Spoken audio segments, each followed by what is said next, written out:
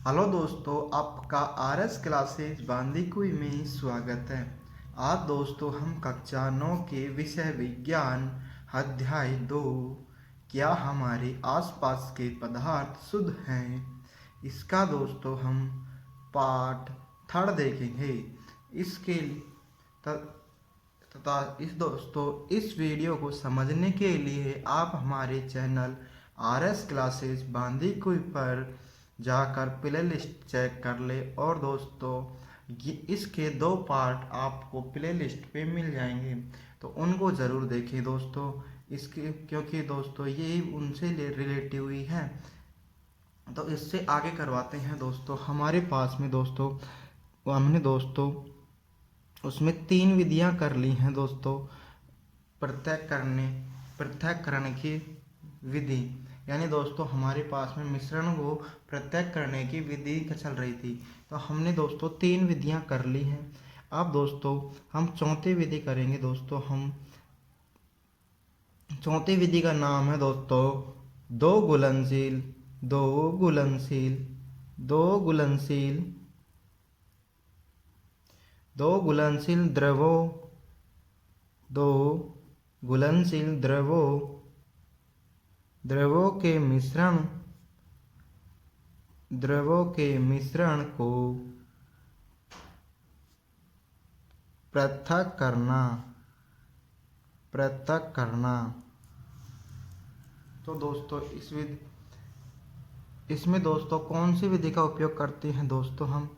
हमारे पास में 2 घुलनशील द्रवों के मिश्रण का पृथक करना, या दोस्तों हम इसमें लिख सकते हैं पहला हम ये दोस्तों इसमें ये लिखोगे आप कि आसवन विधि।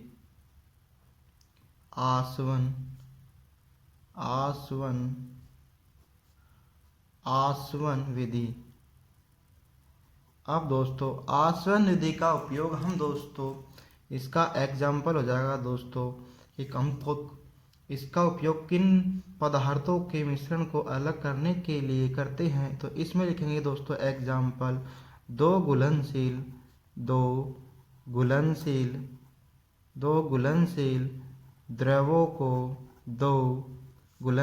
द्रवों के मिश्रण को पृथक करने के लिए इस विधि का उपयोग करते हैं दोस्तों।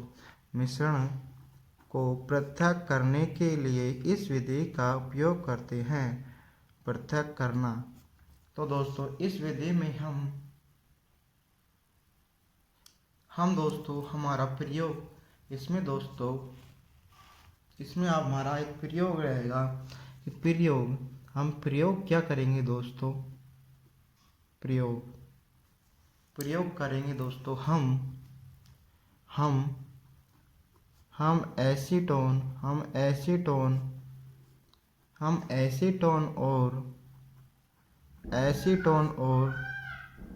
और जल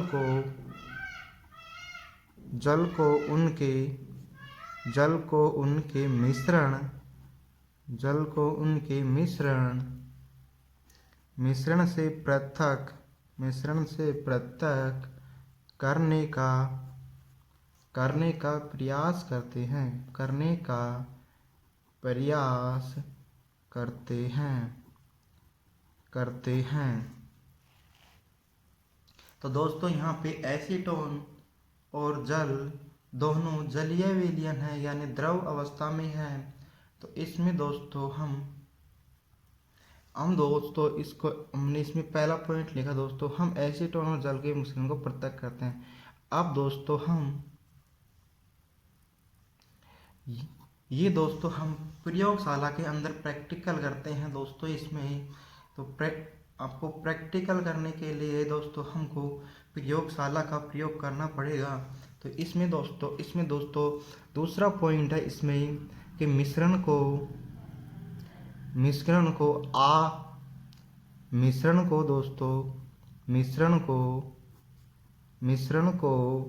आसवन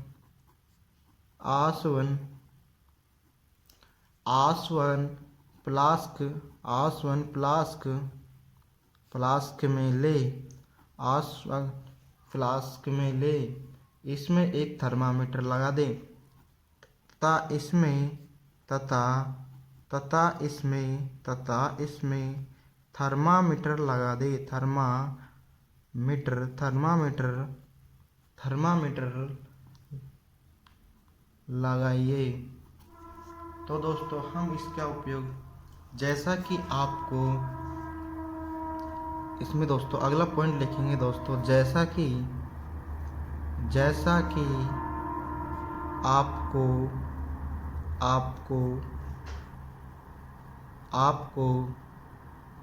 चित्र में दिखाई दे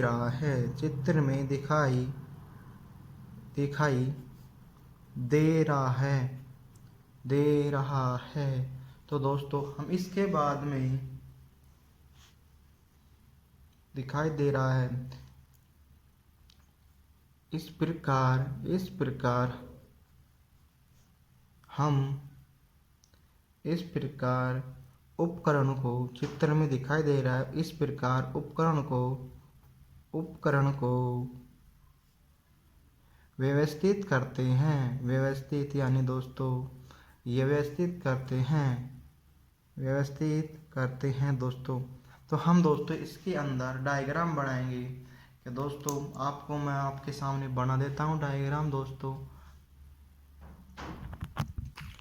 हेलो दोस्तों, इस विधि का डायग्राम यानी चित्र दोस्तों आपकी किताब में दे के रखा है, चित्र 2.9।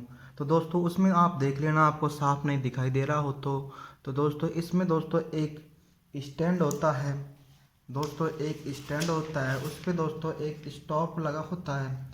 स्टॉप के ऊपर दोस्तों हम आसवन फ्लास्क रख देते हैं, जो आपको दिखाई दे रहा होगा दोस्तों। आसवन फ्लास्क को दोस्तों इस प्रकार जोड़ते हैं कि दोस्तों हम इस प्रकार जो व्यवस्थित करते हैं कि दोस्तों इसमें से दोस्तों ये नली है इस प्रकार जुड़ी हुई है कि ये पात्र में जा रहा है। ये दोस्तों थर्मामीटर है। तो दोस्तों आपको ये डायग्राम साफ नहीं दिखाई दे रहा है तो आप दोस्तों डायग्राम आपकी किताब में देख लेना दोस्तों। लेकिन दोस्तों आप कभी भी पेन से डायग्राम मत बनाना, पेंसिल से ही बनाना है आपको डायग्राम। क्योंकि दोस्तों एग्जामिनर यानी दोस्तों परीक्षा की कॉपी जांच करने वाला दोस्तों आपके डायग्राम को गलत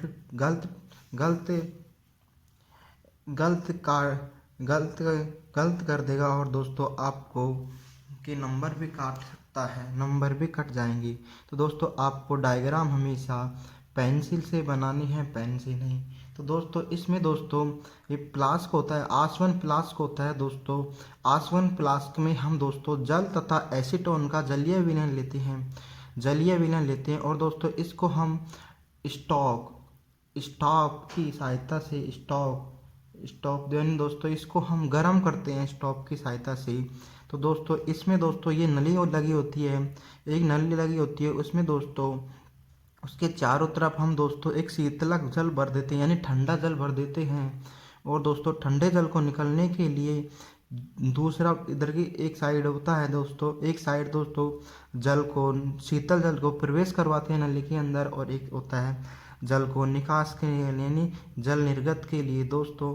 तो दोस्तों इसको हम एक क्लैंप की सहायता से पूरी तरह व्यवस्थित करते हैं और कस लेते हैं। यानी दोस्तों आप प्रैक्टिकल करोगे तो ये दोस्तों आपको समझ में आ जाएगा।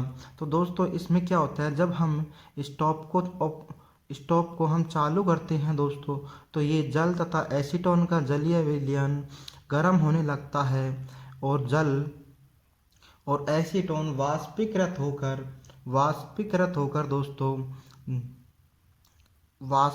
हो जाता है। और दोस्तों थर्मामीटर का टेम्परेचर, ये थर्मामीटर दोस्तों इसमें पाठ्यांक चेंज भी होने लगते हैं, क्योंकि दोस्तों हम जब स्टॉप को ऑन चालू करेंगे तो इसमें टेम्परेचर तापमान बढ़ेगा और दोस्तों ये एसीटोन दोस्तों वाष्पीकृत होकर ये नली के जल संघनन की सहायता से दोस्तों ये दोस्तों पात्र में जाके गिरेगा। लेकिन दोस्तों इसके बीच में हमने शीतलक जल यानी दोस्तों जब वाष्पीकृत एसीटोन जब इस जल संघनक की जल संघनक के नली से गुजरता है तो दोस्तों वाष्पीकृत एसीटोन संघनन होकर एसीटोन का संघनन होकर यह दोस्तों ठोस बदल जाता है, ठोस में बदल जाता है, ठोस हो जाता है और दोस्तों इसे हम पात्र में इकट्ठा कर लेते हैं। तो दोस्तों इस डायग्राम को आप अपनी बुक से देख लेना, आपको साफ नहीं दिखाई दे रहा है लेकिन दोस्तों गलत मत करना। तो दोस्तों इसकी क्रिया विधि आप लिख लेना। दोस्तों इसमें क्रिया विधि क्या है हमने प्रयोग किया है दोस्तों। इसके बाद में एक क्रिया विधि मैंने आपको समझा दी कि दोस्तों इसमें क्या होता है। इसके बाद में दोस्तों इसके 3 पॉइंट लिख लिए हमने दोस्तों। तो चौथा पॉइंट लिखेंगे दोस्तों इसमें दोस्तों हम चौथा पॉइंट लिखेंगे। चौथा पॉइंट क्या है दोस्तों हमारा कि मिश्रण को धीरे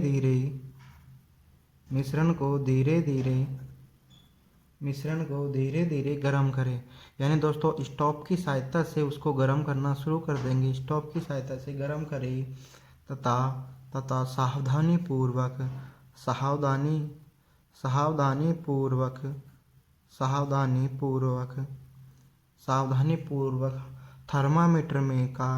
थर्मामीटर में जो चेंज होंगे दोस्तों, टेम्परेचर बढ़ेगा तो थर्मामीटर में दोस्तों जो चेंज होगा उसका अवलोकन करना है। तो दोस्तों हम एक सारणी बनाएंगे, उसमें अपन को नोट करना है जब हम प्रैक्टिकल करेंगे। अवलोकन थर्मामीटर का अवलोकन कीजिए, अवलोकन करें। इसके बाद में दोस्तों 5वां पॉइंट लिखेंगे। इसमें जब दोस्तों हम जल तथा एसीटोन के विलयन को गर्म करते हैं तो दोस्तों एसीटोन वाष्पीकृत हो जाता है। एसीटोन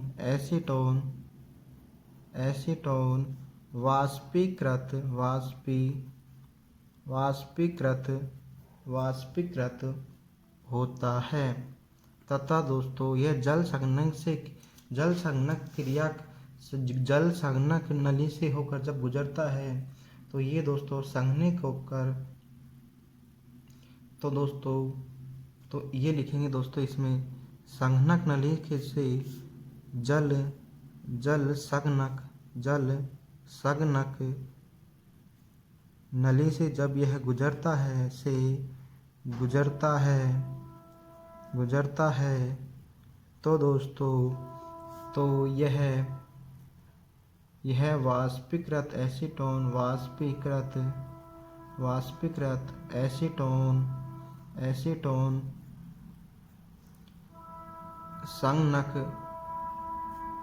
संघनक या दोस्तों ठोस हो जाता है। यानी दोस्तों ठोस हो जाता है, यानी दोस्तों संघनक द्वारा यह नली हो जाता है, ठोस हो जाता है और यह नली से बाहर निकलता है और पात्र में एकत्रित होता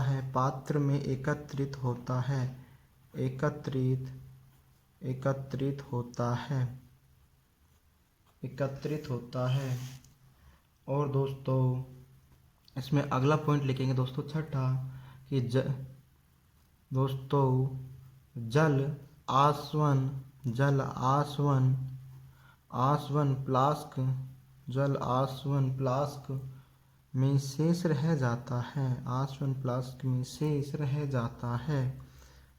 जाता है। तो दोस्तों हमने इसकी क्रिया विधि भी समझ ली।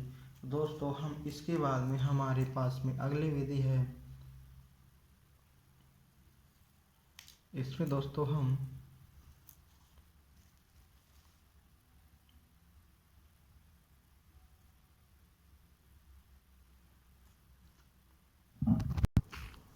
इसके बाद में दोस्तों हमारी अगली विधि है विधि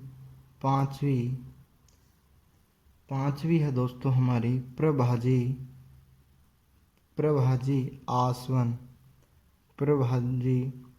आसवन। तो दोस्तों इसका एग्जाम्पल लिखेंगे दोस्तों हम प्रभाजी आसवन। तो दोस्तों इसमें हमारा एग्जाम्पल हो जाएगा दोस्तों वायु से गैसों का प्राप्त करना, वायु से गैसों को प्राप्त करना। तो दोस्तों इसमें दोस्तों हम प्रयोग करेंगे दोस्तों। इसमें दोस्तों हम प्रयोग क्या करेंगे दोस्तों, हम दोस्तों वायु लेंगे। सबसे पहले हम पहला पॉइंट लिखेंगे दोस्तों, हम इस विधि में हम वायुमंडल में उपस्थित वायु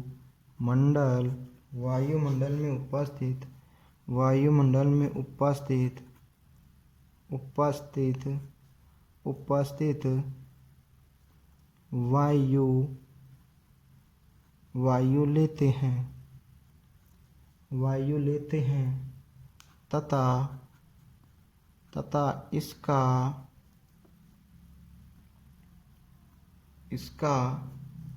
दाब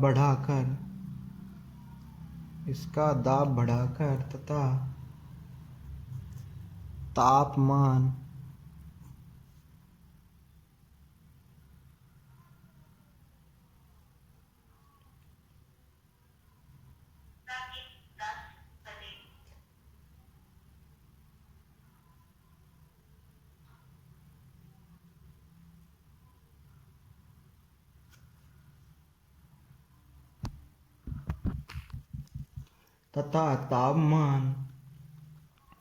तापमान कम करके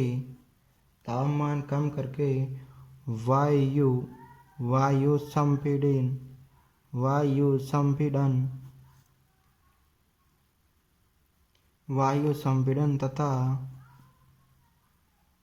ठंडा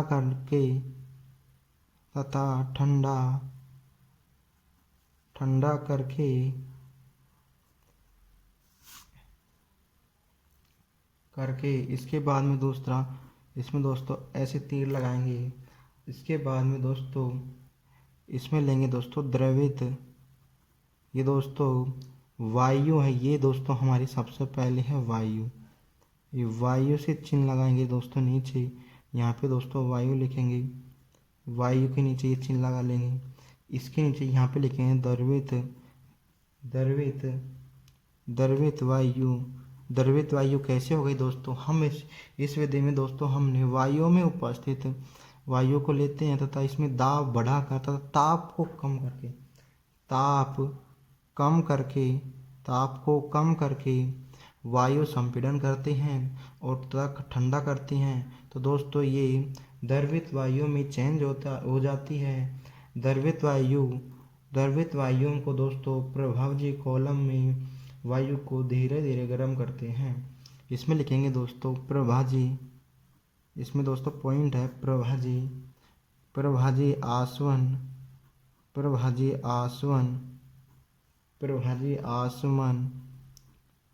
कॉलम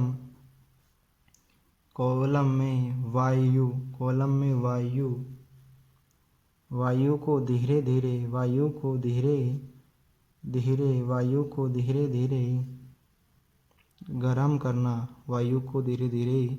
गरम करना। इसके बाद में दोस्तों इसमें ऐसे चिन्ह लगाएंगे। इसके बाद में इसमें लिखेंगे दोस्तों विभिन्न ऊंचाइयों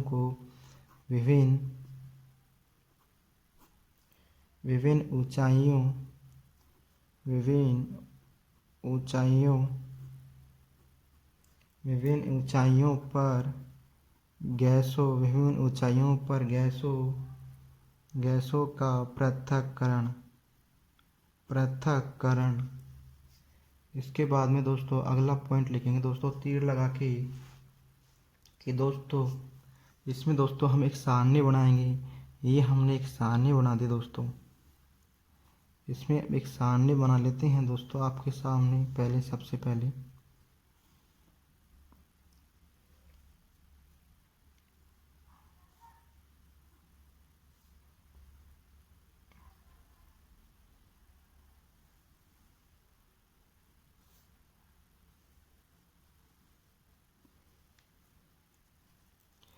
इसमें दोस्तों हम ऑक्सीजन लिखेंगे। इसमें दोस्तों आर्गन लिखेंगे, आर्गन। और इसमें लिखेंगे दोस्तों नाइट्रोजन, नाइट्रोजन। और दोस्तों यहाँ पे है दोस्तों क्वथनांक, क्वथनांक, क्वथनांक डिग्री सेल्सियस के अंदर। और दोस्तों वायु प्रतिशत, वायु में कितनी प्रतिशत है दोस्तों? प्रतिशत, वायु प्रतिशत आयतन में, वायु प्रतिशत आयतन के अंदर। तो दोस्तों इसका क्वथनांक होता है डिग्री सेल्सियस में -183।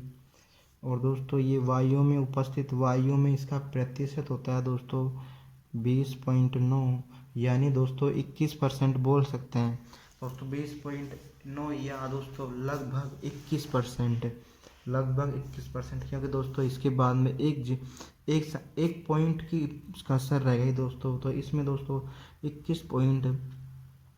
21% बोल सकते हैं। तो दोस्तों इसमें लिखेंगे दोस्तों आर्गन। आर्गन में दोस्तों आर्गन का क्वथनांक होता है दोस्तों 186। और दोस्तों आर्गन वायु में उपस्थित, वायु में प्रतिशत है दोस्तों 0.9% दोस्तों। और नाइट्रोजन का दोस्तों वायु में क्वथनांक होता है दोस्तों -196। और वायु में प्रतिशत होता है दोस्तों 78.1। इसके नीचे हम लिखेंगे दोस्तों ये चित्र किसका है दोस्तों? वायु में। ये चित्र वायु में, वायु से गैसों का, वायु से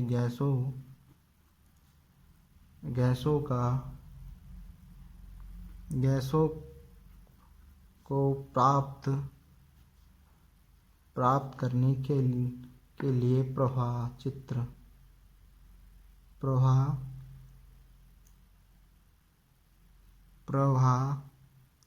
करने के लिए, प्रवाह के लिए प्रवाह चित्र, प्रवाह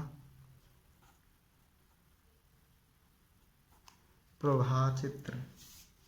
अब दोस्तों इसमें दोस्तों हमने ये प्रयोग कर लिया। अब दोस्तों इसकी कुछ बातें लिख लेते हैं इसमें कि प्रभाजी आसवन होता क्या है? प्रभाजी आसवन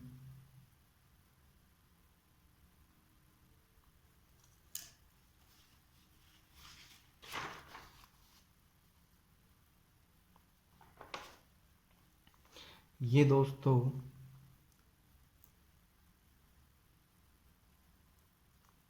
इसमें लिखेंगे दोस्तों क्रिया विधि में। इस विधि को क्रिया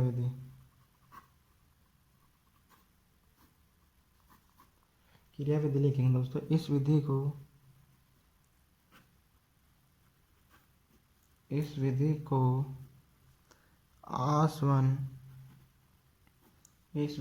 आसवन कहा जाता है। इस विधि को आसवन कहा जाता है। इस विधि को आसवन कहा जाता है। इसका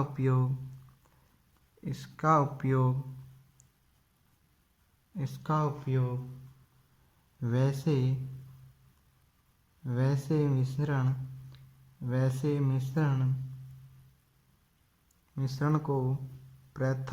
वैसे मिश्रण को पृथक करने में किया जाता है,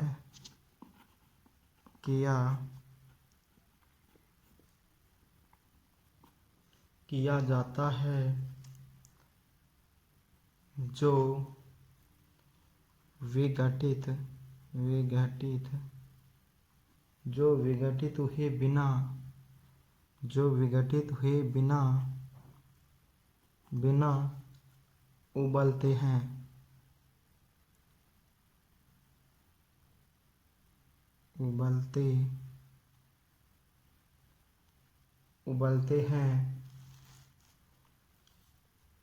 उबलते हैं तथा तथा जिनके घटकों का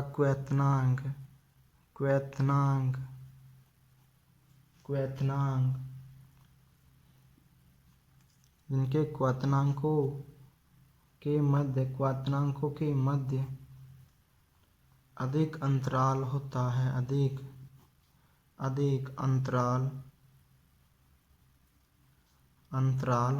है। अधिक अंतराल होता है।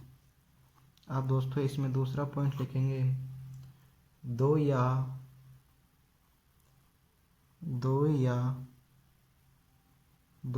दो से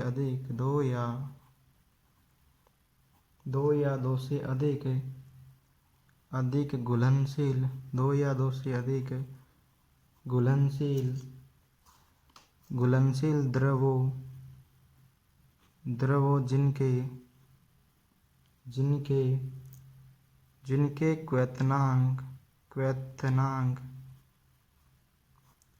क्वथनांक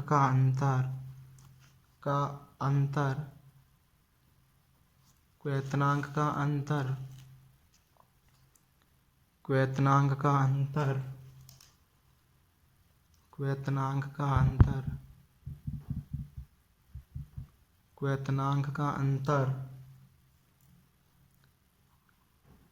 25 केल्विन से कम होता है। 25 केल्विन से कम होता है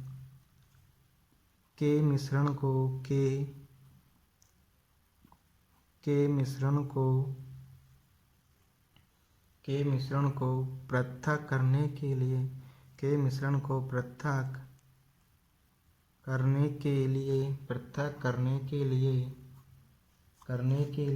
प्रभाजी आसवन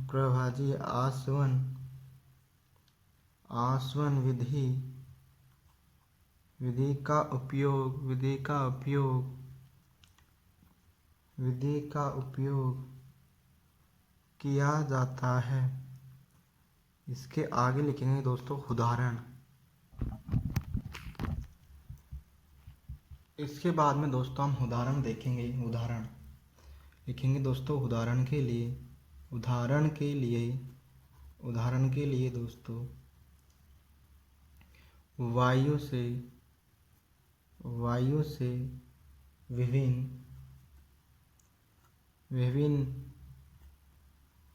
विभिन्न गैसों का पृथक्करण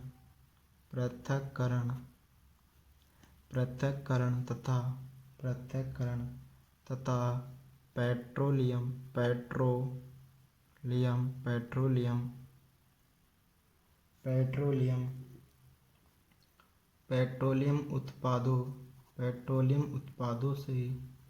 पेट्रोलियम उत्पादों से उनके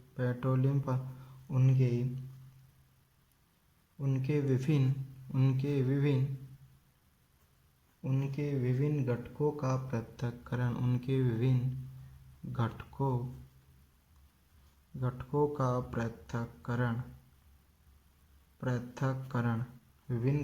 का पृथक्करण इसमें लिखेंगे दोस्तों। इसका उपयोग, इसमें अगला पॉइंट लिखेंगे दोस्तों कि इसका उपयोग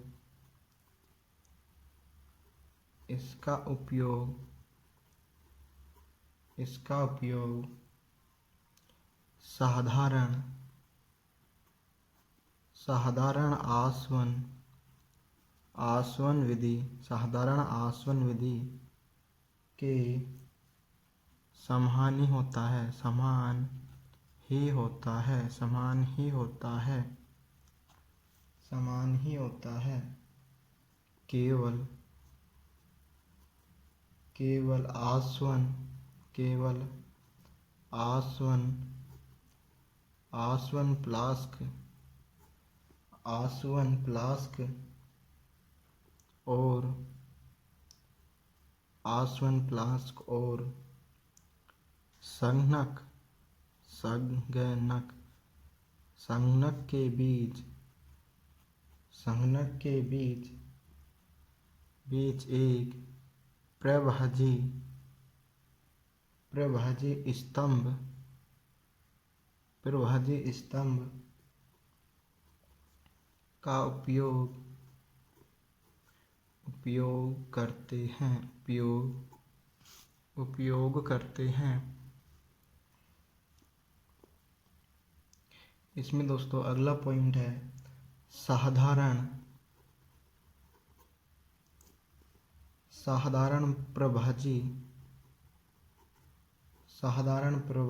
स्तंभ साधारण प्रभाजी स्तंभ एक नली होती है, एक नली होती है, नली होती है जो शीशे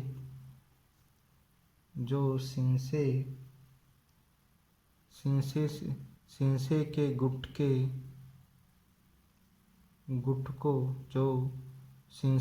गुटकों से भरी होती है, शीशे के गुटकों से भरी होती है,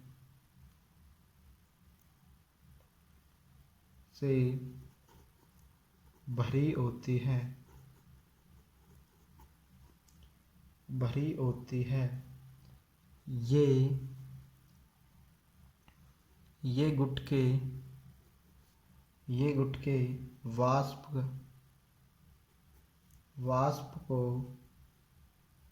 वाष्प को ठंडा और संघनित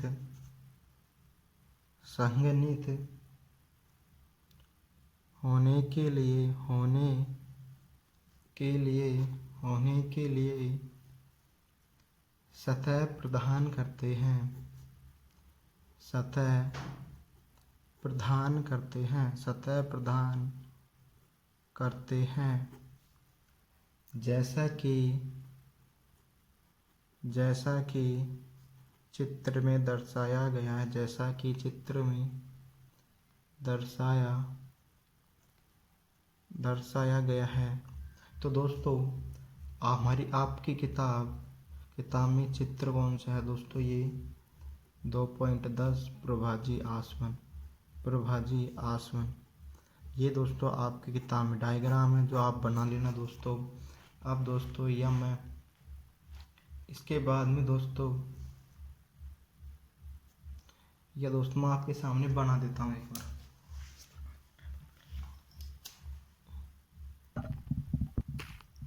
ये दोस्तों हमने डायग्राम बना लिया है प्रभाजी आसवन का। तो दोस्तों इस प्रकार दोस्तों ये डायग्राम व्यवस्थित होता है जो दोस्तों आपकी किताब में देके रखा है 2.10 डायग्राम प्रभाजी आसवन का। तो दोस्तों इसमें क्या होता है दोस्तों, इसमें एक स्टैंड होता है दोस्तों, और एक स्टैंड और दोस्तों स्टॉप के ऊपर दोस्तों हम मिश्रण को लेते हैं। मिश्रण हम दोस्तों आसवन फ्लास्क लेते हैं दोस्तों, आसवन फ्लास्क में दोस्तों मिश्रण लेते हैं। मिश्रण के ऊपर दोस्तों प्रभाजी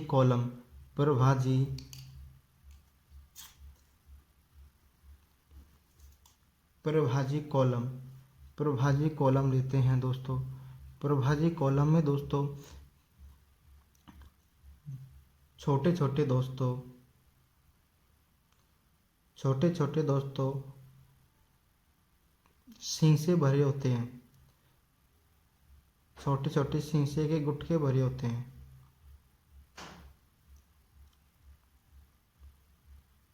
भरे होते हैं दोस्तों। जब दोस्तों हम स्टोव को चालू करते हैं तो दोस्तों मिश्रण गर्म होता है। गर्म होने पे दोस्तों ये वाष्पित होने लगता है। वाष्पित होने से दोस्तों ये शीशे के गुटके हैं दोस्तों, ये जल जो वाष्पित हो रहे हैं, जो मिश्रण वाष्पित हो रहा है उनको दोस्तों ठंडा ठंडा कर देता है।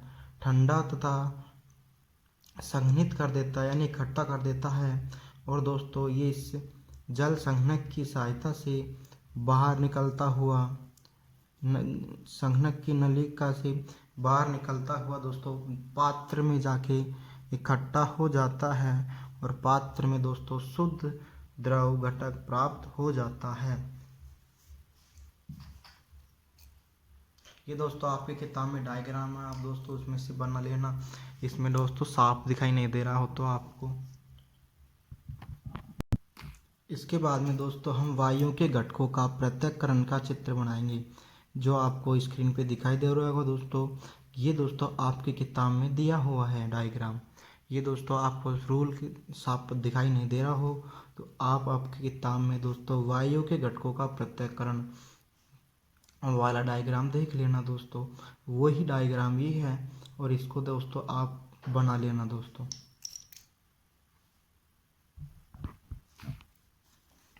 इसके बाद में इस डायग्राम के बाद में दोस्तों हम वो दोस्तों चित्र 2.12 है, 11 नहीं है। चित्र 2.12 वायु के घटकों का पृथक्करण है। तो दोस्तों इसमें लिखेंगे दोस्तों, हम पहला पॉइंट लिखेंगे दोस्तों हम यदि यदि हम वायु से ऑक्सीजन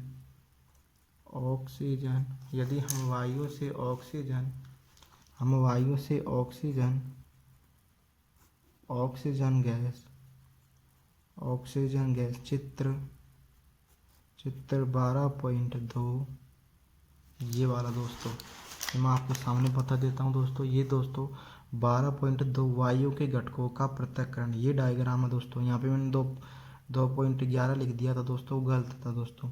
ये 2.11 है, 2.12 है दोस्तों ये। इसके बाद में हमारा अगला पॉइंट है दोस्तों, इसमें हमारा पॉइंट है दोस्तों चित्र 12 को प्राप्त करने के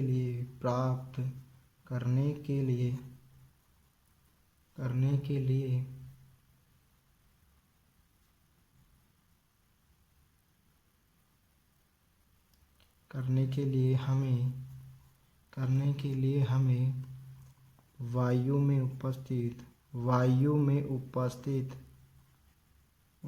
में उपस्थित दूसरे गैसों का पृथक करना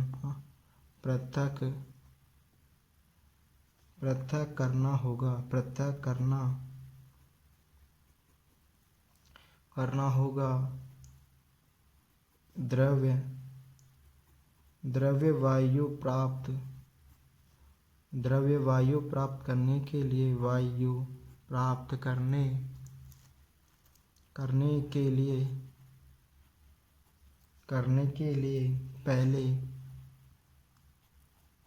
पहले वायु दबाव बढ़ाया जाता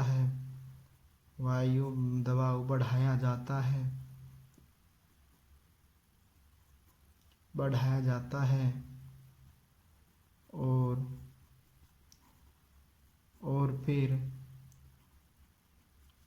ताप को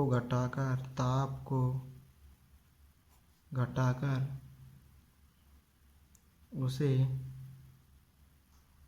उसे ठंडा कर संपीड़ित किया जाता है।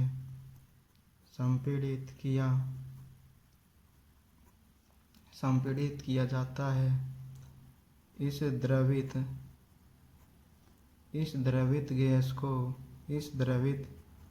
गैस को प्रभाजी प्रभाजी आसवन प्रभाजी आसवन स्तंभ में धीरे धीरे धीरे धीरे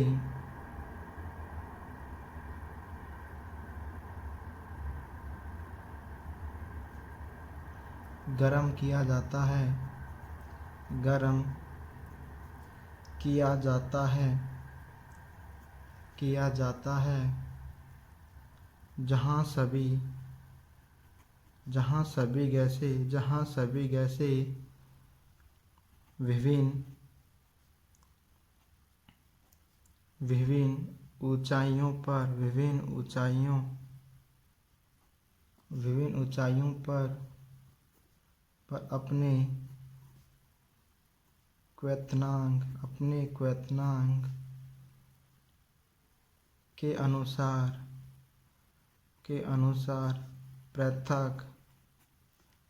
पृथक हो जाती हैं।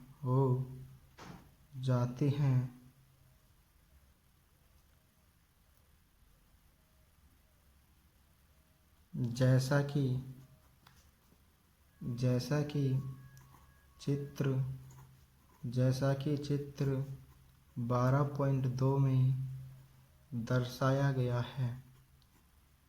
इसके बाद में दोस्तों हम अगली क्रियाविधि पढ़ेंगे, अगली विधि पढ़ेंगे दोस्तों। क्रियाविधि नहीं दोस्तों, अगली विधि, मिश्रणों को पृथक करने की विधि। इसके बाद में दोस्तों अगली विधि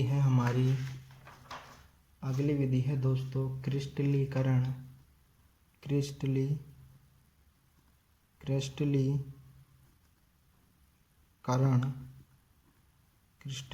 विधि। दोस्तों इस विधि का उपयोग दोस्तों एग्जाम्पल हो जाएगा दोस्तों। इसमें एग्जाम्पल हो जाएगा दोस्तों हमारा कि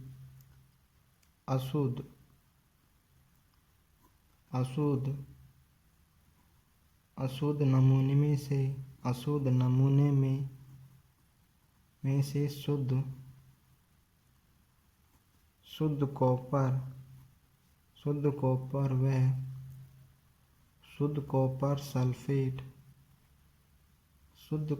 सल्फेट प्राप्त करना। अब दोस्तों इसमें प्रयोग करेंगे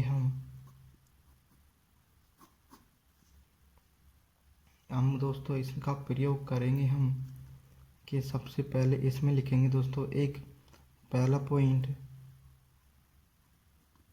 एक चीनी ये दोस्तों हमारा क्रियाकलाप है।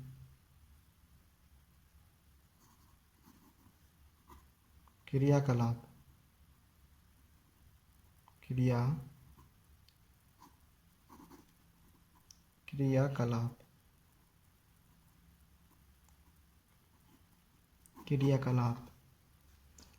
इसमें दोस्तों पहला पॉइंट लिखेंगे एक चीनी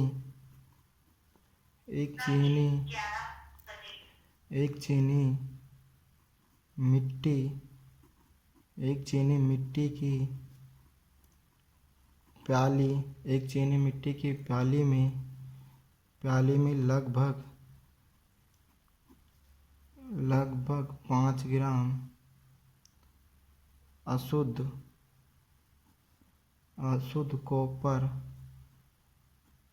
कॉपर सल्फेट ले। इसमें दूसरा पॉइंट लिखेंगे दोस्तों जल की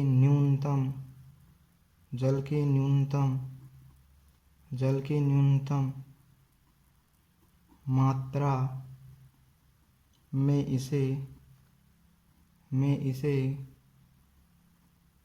घोल दे।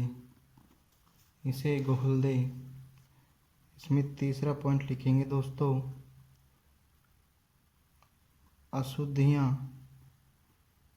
अशुद्धियों को छान ले, अशुद्धियों को छान ले। संतृप्त, संतृप्त विलयन, संतृप्त विलयन प्राप्त करने के लिए, संतृप्त विलयन प्राप्त करने के लिए जल को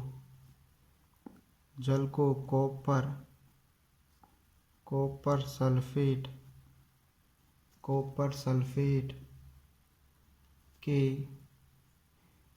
सल्फेट के घोल में वाष्पीकृत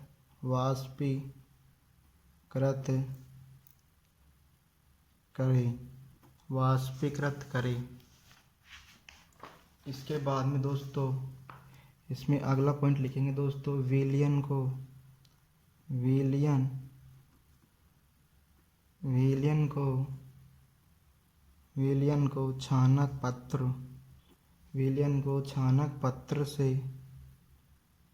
को छानक पत्र से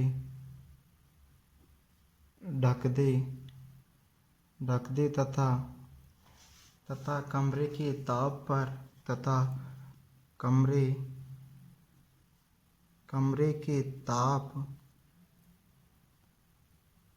तापमान पर इसे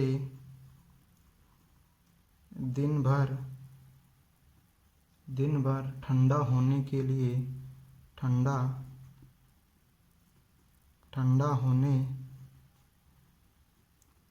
के लिए शांत छोड़ दें।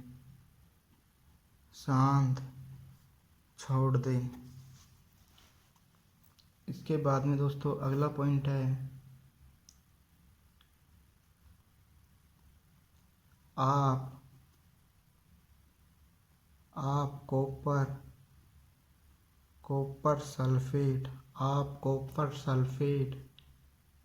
कॉपर सल्फेट के क्रिस्टलों को चीनी मिट्टी की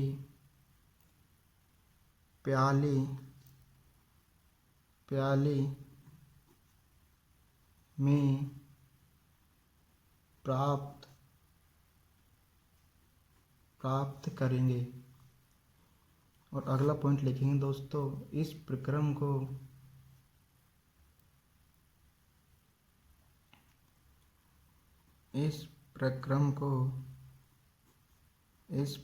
को क्रिस्टलीकरण कहा जाता है। क्रिस्टलीकरण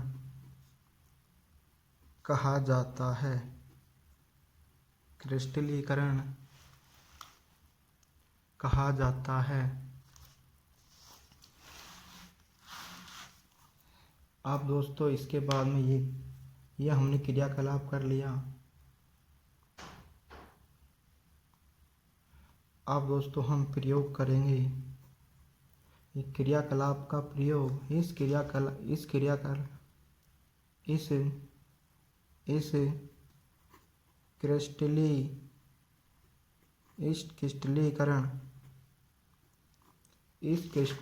विधि का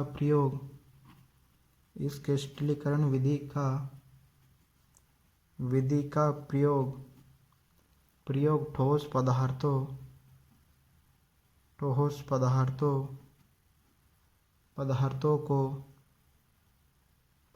को शुद्ध करने में किया जाता है।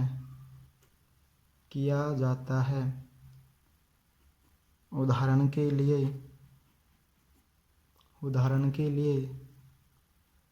समुद्री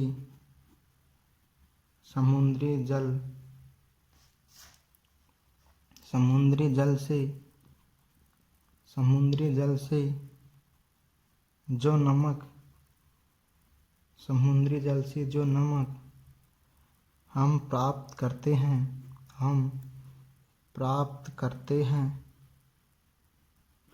करते हैं उससे उसमें बहुत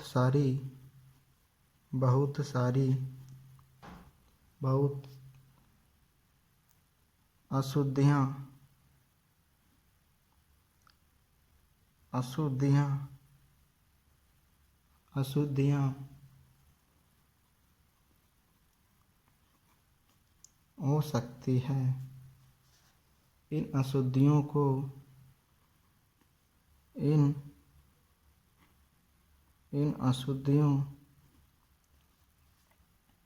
अशुद्धियों को दूर करने के लिए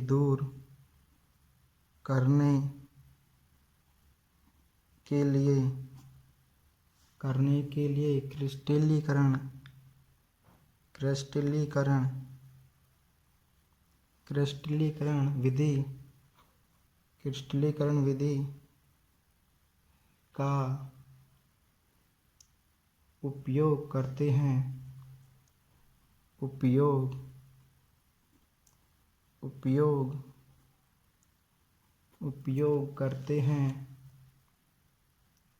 क्रिस्टलीकरण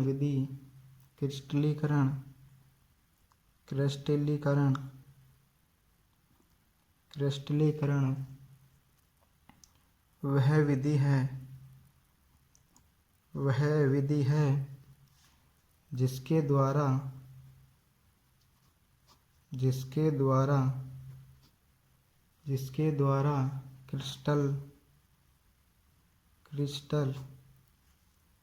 क्रिस्टल के रूप में शुद्ध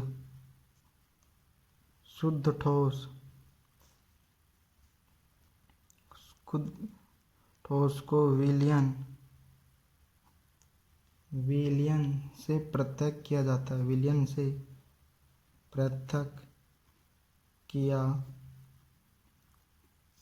किया जाता है।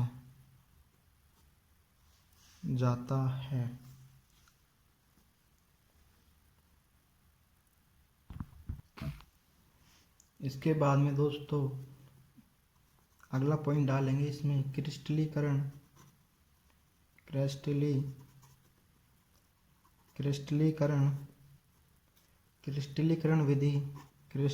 विधि साधारण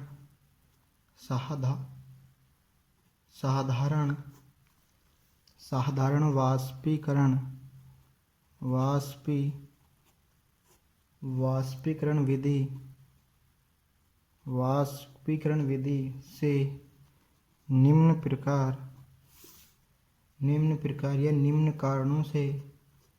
निम्न कारणों से उत्तम है। अब दोस्तों इसमें पहला लिखेंगे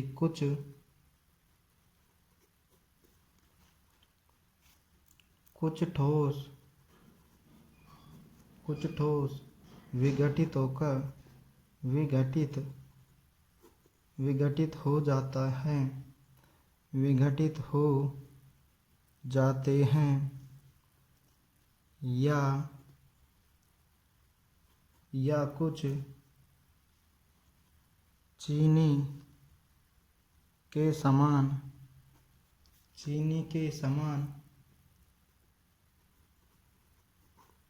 गरम करने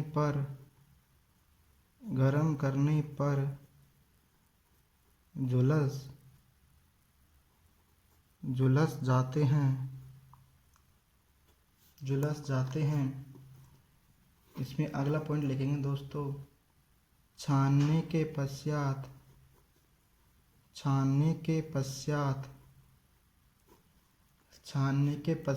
भी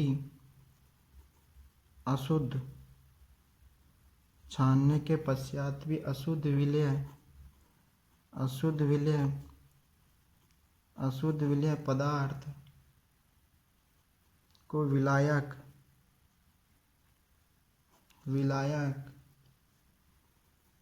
में कुछ अशुद्धियों कुछ अशुद्धियाँ रह सकती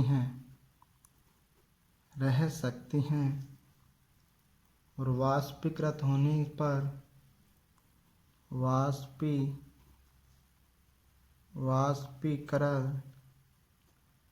वाष्पीकरण होने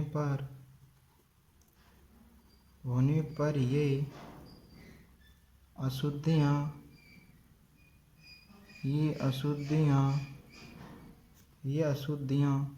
दूषित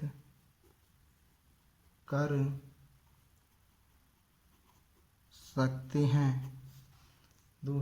सकती हैं। अब दोस्तों इसके अगला पॉइंट है दोस्तों कि क्रिस्टलीकरण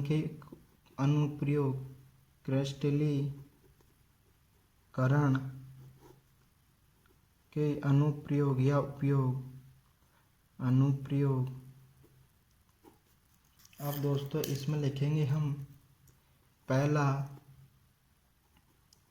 समुद्री जल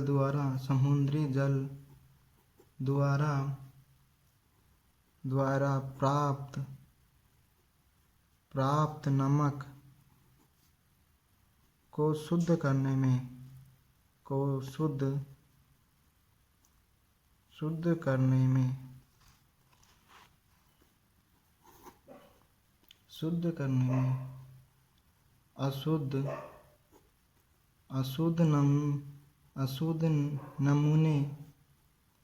अशुद्ध नमूने से फिटकरी को पृथक करने में इस विधि का उपयोग करते हैं दोस्तों। इसके बाद में दोस्तों इस विधि का हम डायग्राम बनाएंगे।